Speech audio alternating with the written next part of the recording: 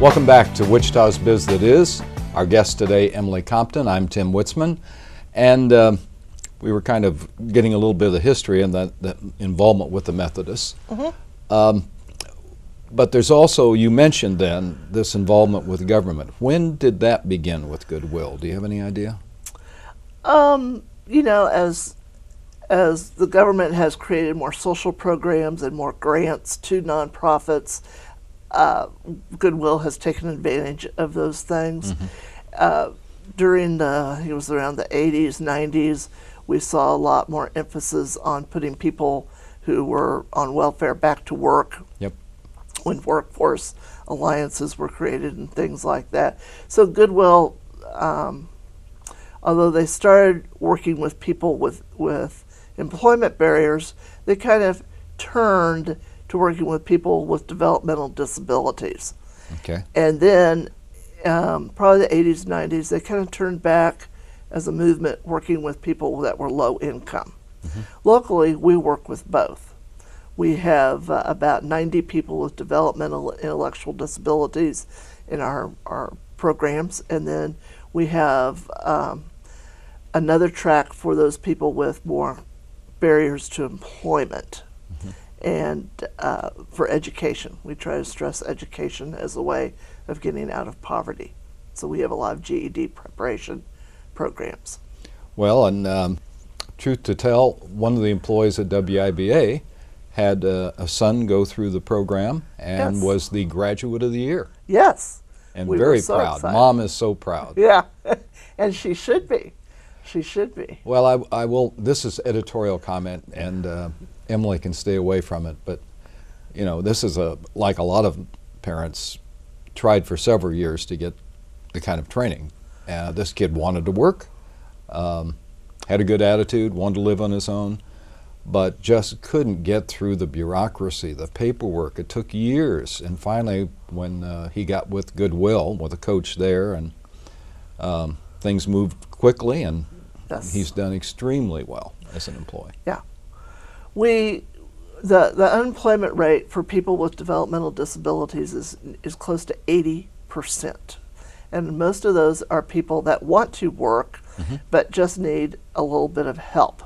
Right. And that's where Goodwill can come alongside a person and help them develop the skills, help them discover what they want to do for a job, what would be a good fit for them, and then work with an employer to hire them and give them that chance. Now, I'm going to go somewhere. I hope you're not uncomfortable with this one, but we have some nonprofits that are purely locally based, and then we have some that are national. And from the others, I don't know your situation, but sometimes there are tensions there with the nationals. And you know, they want to enforce a set of rules, and they don't always work locally. Do you have any of that ever happen No. with Good? Okay, Emily. No, we don't. What are you running for? No. No, we don't.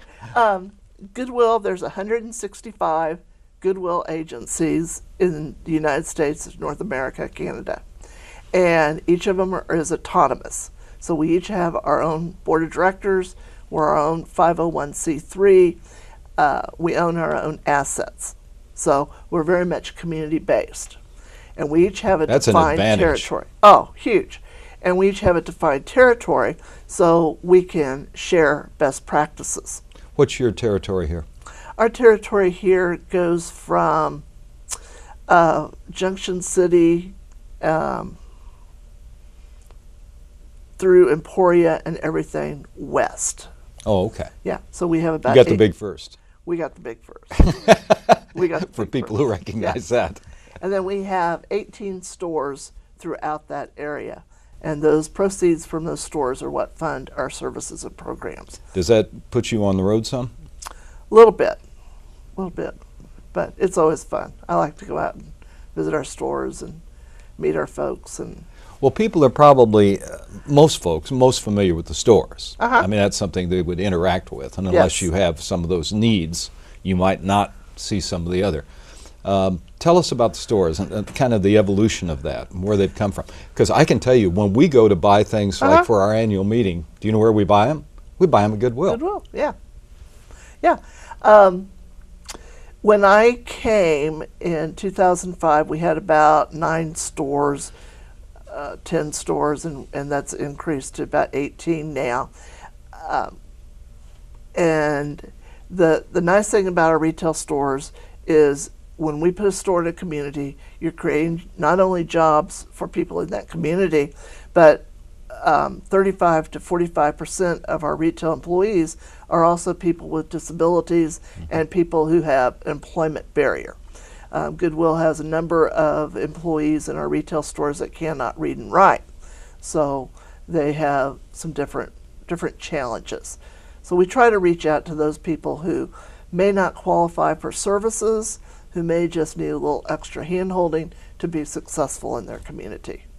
And the whole idea is to get people employed. I just have an impression that people's attitudes about Goodwill stores has changed. I mean, I think at one time people would have thought that was fairly low level in terms of goods and things. And not now, because I know a lot of people who they buy their clothes and other things there. Yeah, yeah.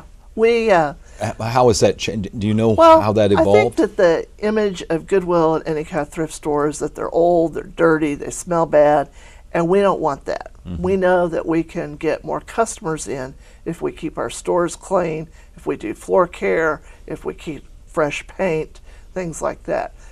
So it was more good the lighting. appearance than it was the actual goods. Yes. Okay. Yes. And we try to take the best of our donations, put them in the stores, and so you always find a treasure. You never know. Yeah. I had Yeah, one buys. friend that she bought a necklace and didn't know if it was real or not. Took it to her jeweler, and it was worth $3,000. Oh, I know. I had about. Oh, you're going to have all I had those- heart failure. Yes, We missed I'm that sorry, one. Emily. But when we find treasures like that, we have shopgoodwill.com, and that gives us a national audience to sell some of those things that are collectibles or those that are more value. We're going to have to take a break for our local audience, and we'll be right back with more of Wichita's Biz That Is.